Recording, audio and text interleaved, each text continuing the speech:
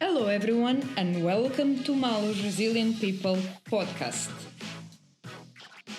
My name is Mara. I'm a writer, a healing therapist, and a life coach who have met hundreds of people with amazing life experience to be shared. Stay tuned and feel empowered with these inspirational stories. Vanessa Ramos is our guest number 9. During COVID, she developed anxiety and depression, going through a very dark moment, thinking to end her life. Nowadays, she is fully recovered after using holistic therapies as a way of healing herself. Take the best of this interview by learning how to identify signs and how to help when someone needs. Hello everyone, welcome to Malu Resilient People podcast. Today with me we have Vanessa Ramos. Hi Vanessa. Hi Mara. Thank you for accepting our invitation today. So why do you think you are a resilient person? I think I'm resilient because I've overcome with my anxiety and depression and seeing a light at the end of the tunnel. Okay.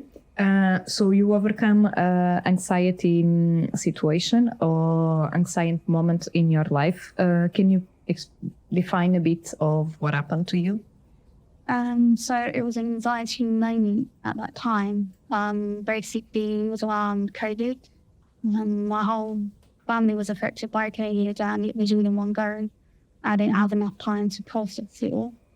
And with all that was going on, my anxiety started to develop bit by bit.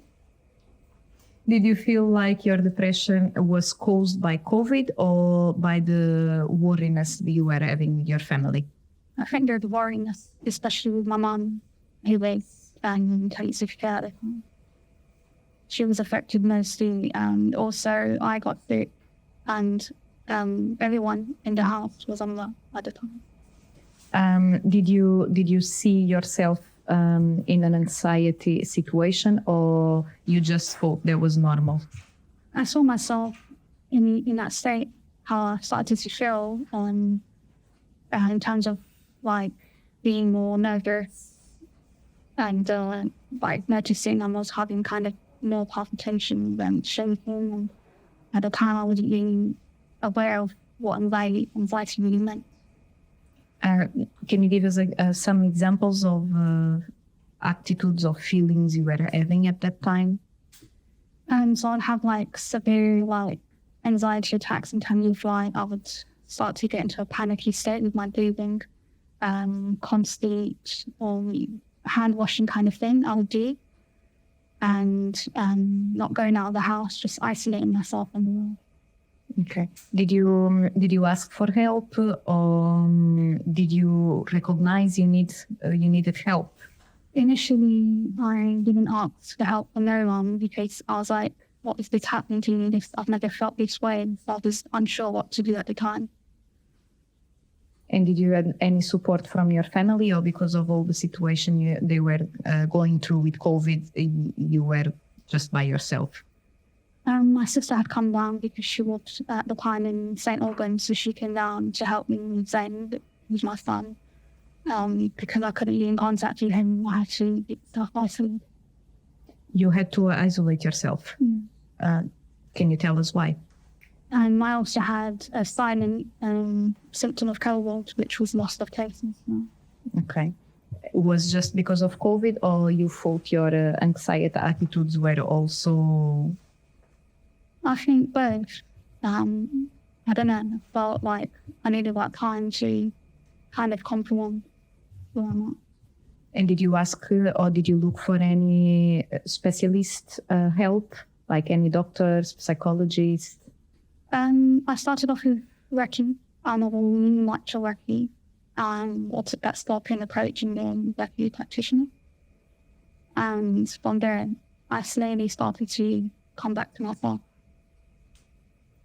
Were you doing like sessions, Reiki sessions, or you were asking for people to do it to you? I was doing certain by the practitioner, and I was doing it over the phone at the time because it was lockdown. And did you felt a difference? I did. I felt like I started to live again. I started to kind of come out of that anxiety state.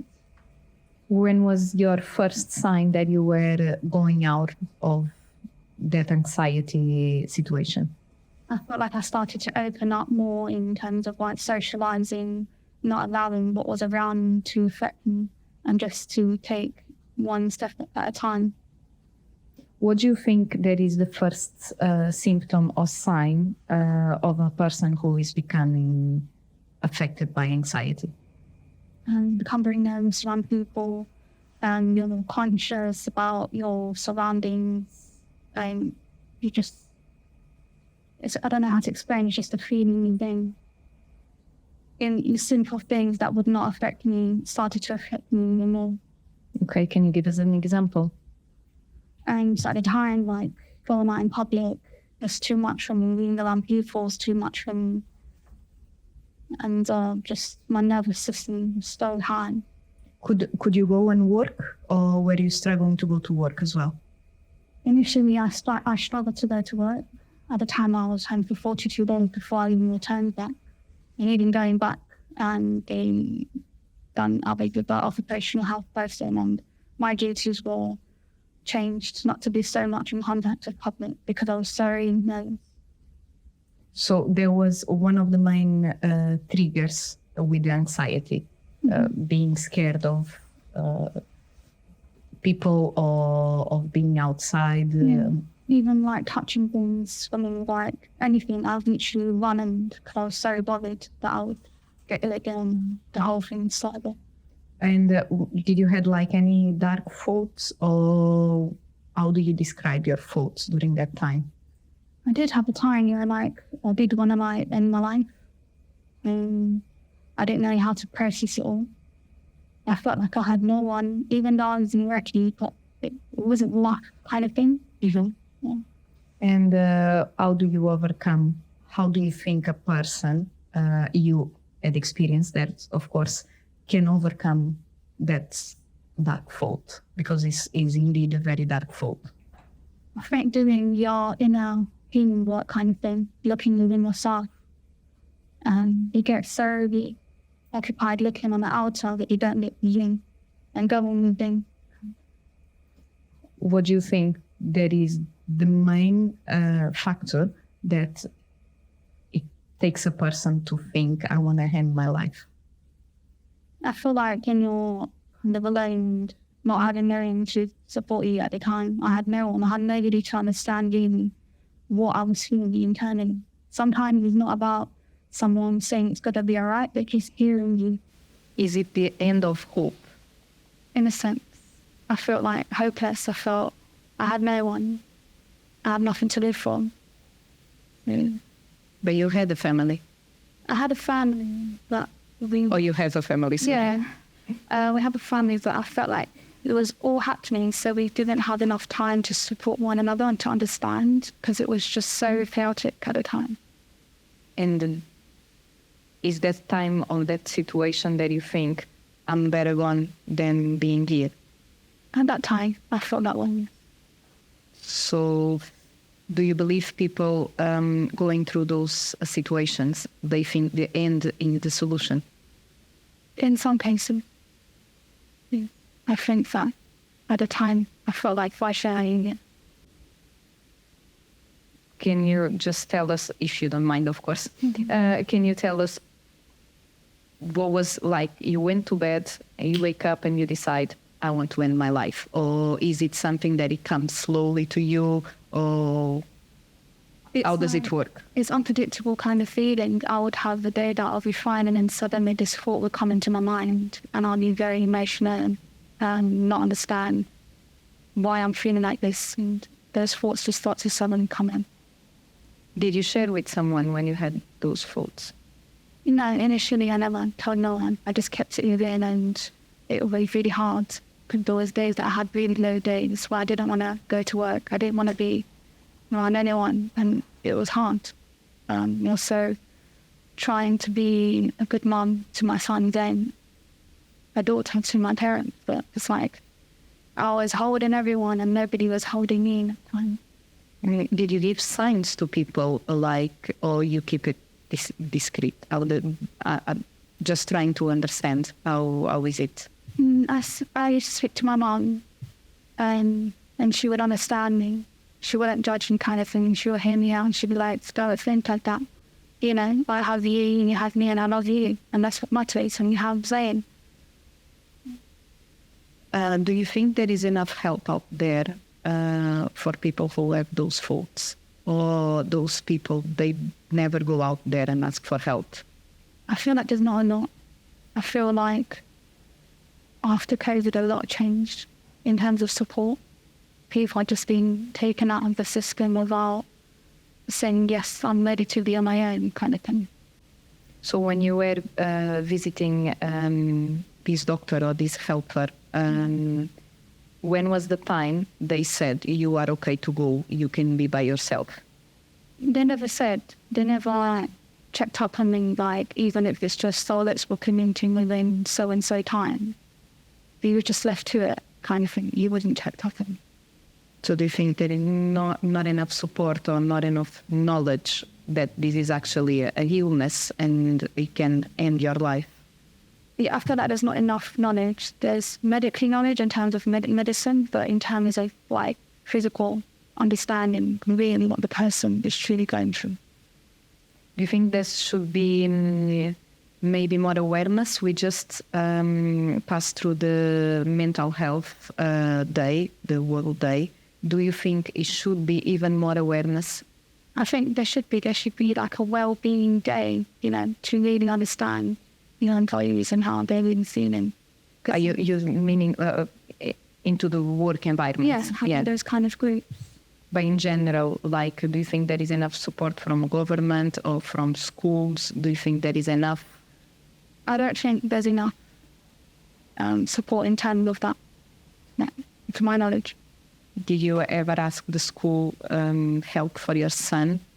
Like, you were going through this situation, you were not giving the enough support you should give to him. So was there anybody at the school that could help? Yeah, initially the Senko of the school, this other food, she helped me transition and then going into school and being comfortable, and she understood my anxiety. So we took one step at a time, bringing me into the school, talking to me, meeting up regularly to see if I'm okay, and if Zane is okay. So it was nice. Okay, that's good actually to know there is support out there. How did your mental health affect your son? I feel like he'd seen quite sad and seeing me sad and would question why. And I felt like I don't want to put my kind of burden onto my son. I had to be the strong mom and just keep it with him. Was he asking questions or difficult questions? Yeah, he would ask me, like, why am I crying? And why am I laying down quite a lot? Why am I not the happy mom that I used to be? Was it hard for you? Yeah. Was this one of the pushes that you needed to move on? Yeah, I felt like if I want to be good for Zane, I have to also be good within myself. Because if you're not good within yourself, how are you going to be able to support the people around you? So do you think that one of the main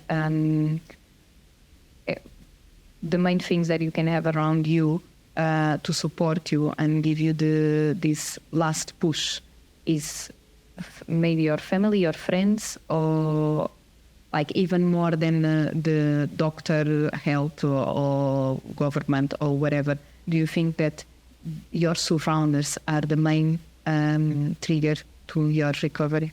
I think it is, yeah. Medically, they can do so much, but sometimes you feel comfortable talking more to a relative or someone like a friend who really closer to you, who really understands you. Whereas when you're going to a GP, it's like you're having to introduce yourself, you're having to maybe open up about things that you're not so comfortable in saying. So would we say to people, don't be scared to speak with your friends and your family? Yeah. I feel like don't be worried about what they would say, kind of thing. Just let it out. Don't hold it in. Are people thinking too much about others? I think so. Yeah. Or about what others think? Yeah, I think so. Sometimes I used to do it myself. I used to think about, what are people going to say, this and that. But then I just said, you know what, this is me, this is how I'm feeling. Because can this hold you to get better, or to go and look for your recovery? Can this hold you, this scared or this? It can, because you're afraid of how people are going to judge you, kind of thing, how they're truly going to understand, or they're going to, I don't know, judge you, call you crazy, kind of thing. Did you felt that by the society? Initially, yeah. I felt like they were talking mostly about, I don't know, in terms of mental health. Like, oh, maybe she's not well within her mind, or I don't know. So they were judging you even before helping you or offering you some help? Because my mom has a background of bipolar, so they started to question about me, like, oh, maybe it could be this or it could be that kind of thing. Making assumptions before really understanding what I was feeling. Do you think it's a problem of the society now? Yeah, it's like doing assumptions instead of offering help. Yeah. You don't really understand the person. They haven't fully explained how they're feeling, and you already made assumption just from a few words. And do you think the end of COVID helped you to overcome those faults, or did you have any other help? So you came into my life at the time as well. I was at a crossroads and I didn't know where to go. I was like, do I go left? Do I go right? What do I do? And I remember initially we started, we done a tarot reading, and then from there we done therapy lessons, and you taught me a lot. You taught me to look outside the box. So do you think the holistic therapies can have an impact in someone that is struggling with anxiety, depression, or any other dark feelings? Yeah. I feel like it can help, because initially I was also taking medication for my anxiety, and it will completely knock me out. I wasn't myself. I was like a walking zombie, put it that way. And I feel like the holistic care, the natural way, is more appropriate for anxiety. Were you taking many medicines at that time? Yeah. Can you describe some of the secondary effects? So literally it would make you very sleepy, very tired. I would fall asleep and I don't even realize that I've blacked out. And then there was like walking up the stairs, and I nearly fell because that's how strong the medication was. So was the medication actually helping you, or just putting in a zen? It wasn't helping. Moment. It's like it would help in terms of like relaxing you, but internally it was still there. Did you have any specific help from the NHS or from any other health practitioner? I did, but their way of helping you is take a pill. There wasn't like you can help you in terms of having a therapist to talk to you or any other way. When was the moment that you thought, I have overcome this now? Like I'm in a place that I'm clean. I think it's when I changed my job. I feel like I've left that behind and started a new chapter. Did it have an impact on you, changing the job as well? It did, because being in an office environment and obviously what I used to do before was completely different. And at the time you changed job, do you think like it was like a motivation for you to go out there and not being so scared, or how did it impact? Can you explain a bit the connection between your faults and a new challenge and a new job? Because sometimes people with anxiety, they get even more anxious because they're going to start a new chapter in their life. So how can you explain to us this worked with you? I think in terms of my confidence, in terms of the way I speak, the way I am, it's helped me to open up like internally. Before I was like in a little cocoon and I didn't want to talk to no one, I didn't want to be around anyone, but being in a different environment, especially the work I do now, is getting to know more people, and then it's opening me up. Okay, that's good. Do you think there is enough support out there for people who are going through an anxiety or depression situation in their lives? I think medically, yes, but in terms of other ways, not so much. What ways? In terms of like therapy, you can be on a waiting list, or it's just the way they'll do the kind of therapy is not. I don't know. For me, it wasn't the thing for me. Okay. What do you think that stops people to ask for help? Because nowadays we're talking a lot about mental health, and one of the reasons is because people delay going to the doctor or going to any specialist. So why, in your own experience, do you think people take so long to ask for help? I think they might be embarrassed and also not wanting to show their weakness. Maybe they feel like, oh, my anxiety is a weakness. And if I show like this is how I truly feel, how am I going to do that? Okay, so what is your advice for those people that are thinking, it's a shame, I shouldn't be feeling like this and nobody cares? What would you say to that people? I would say that don't keep it in, don't close off from the world. There is help, but everyone has their own individual mode of helping. And is there any particular activity or thing that you have done in your life that it changed you from one state to another one? Like anything that you have started, any hobby, anything? I think when I went to your retreat, it really opened up in terms of not only myself, with family, with everything. In terms of communication, I feel like it's better about communication and the way we are towards each other. So being around people helped you, even if before you had this struggle.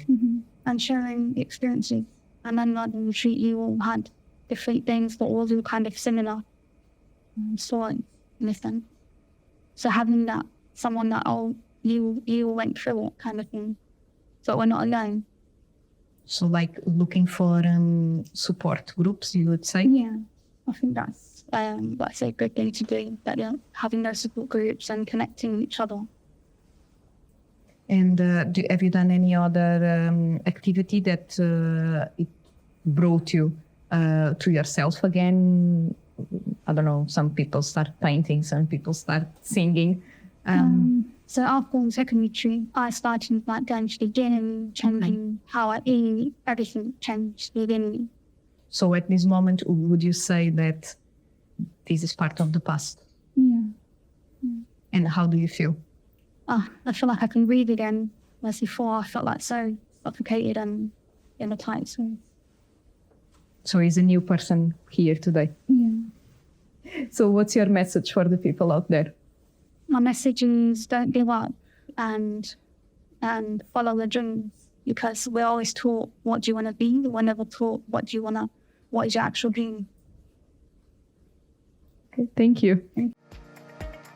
Thank you for being with us today. I'm looking forward to see you in the next episode with another inspiring and powerful story. Follow us on Spotify and check the links below to learn more about us. Stay tuned and see you soon.